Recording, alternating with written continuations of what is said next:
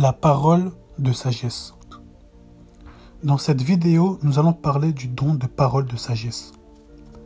Tu en as sûrement entendu parler, tu as sûrement ce don en toi, mais tu ne connais pas son fonctionnement. Dans parole de sagesse, il y a la sagesse. Déjà à ce niveau, il ne s'agit pas de la sagesse humaine que tu peux acquérir par l'étude ou par expérience de vie. On ne parle pas non plus de la sagesse spirituelle que tu reçois à force de grandir dans la connaissance de la parole.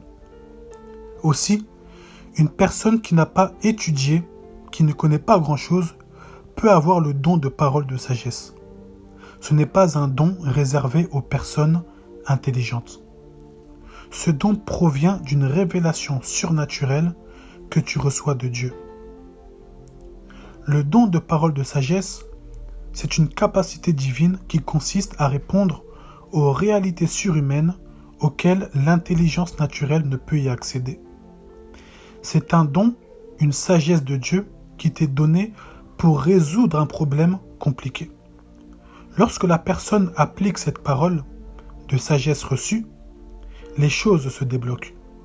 Avec la parole de sagesse, ce n'est pas être sage à tout moment, au point où on ne peut plus te conseiller, mais c'est avoir une parole à ce moment-là précisément. Elle ne te donne pas toute la sagesse de Dieu, mais une partie pour ce problème compliqué. La parole de sagesse peut aussi révéler le futur, mais j'en parlerai juste après.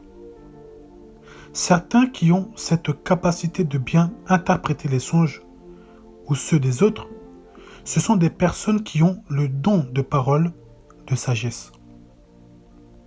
Dans Daniel chapitre 2, Nebuchadnezzar a eu des songes, mais il ne comprenait pas leur signification. Il a appelé des magiciens, des astrologues, des enchanteurs pour qu'ils lui révèlent la signification de ces songes.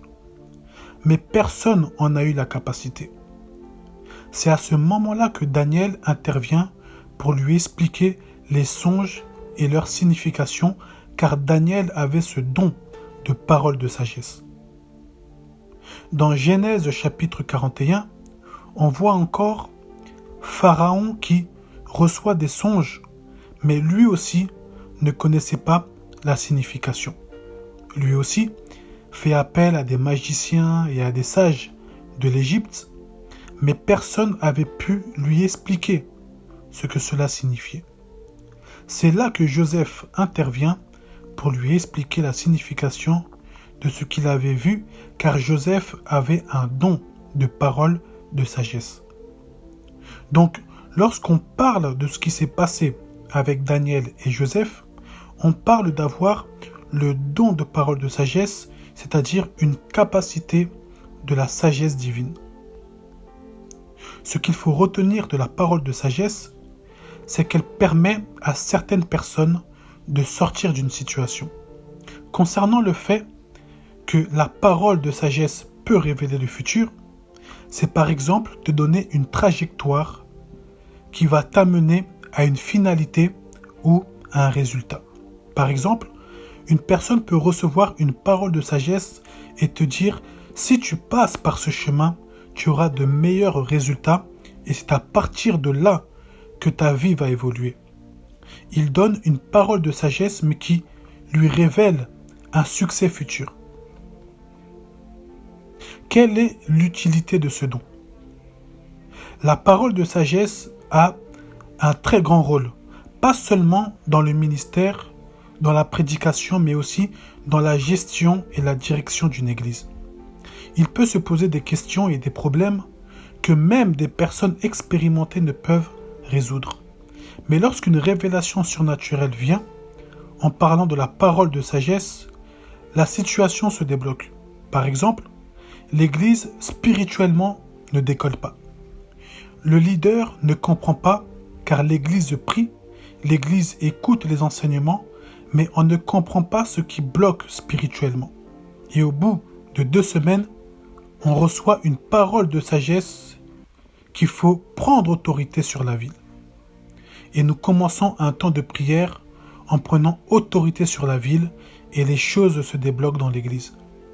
Cette parole de sagesse a été donnée pour résoudre un problème compliqué qui se passait dans l'Église et que personne ne comprenait.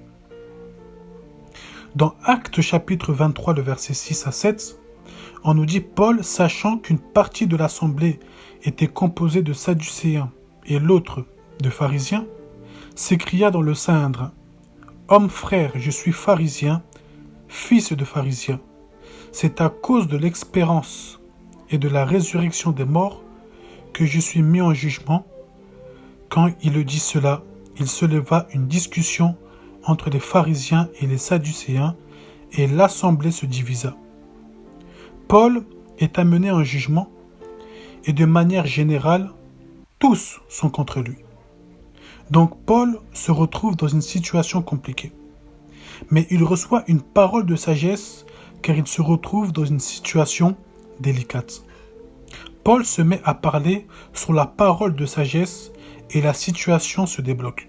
Lui qui avait été ramené devant les tribunaux a réussi même à faire en sorte qu'ils puissent se chamailler et se diviser entre eux.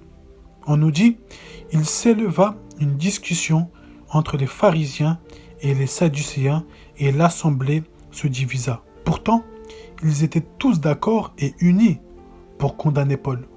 Mais par la parole de sagesse, Paul a pu changer la situation. Dans Matthieu chapitre 10, le verset 19 à 20, on nous dit « Mais quand on vous livrera, ne vous inquiétez ni de la manière dont vous parlerez, ni de ce que vous direz. Ce que vous aurez à dire vous sera donné à l'heure même, car ce n'est pas vous qui parlerez, c'est l'Esprit de votre Père qui parlera en vous. » Ce don a été promis à tout enfant de Dieu. Et si tu te retrouves dans une situation compliquée, de la même manière que Paul a reçu une parole de sagesse pour sortir de cette situation, tu en recevras aussi pour sortir de ta situation. Ce qu'il faut retenir aussi, c'est que tu peux libérer une parole de sagesse pour quelqu'un sans que tu en sois conscient.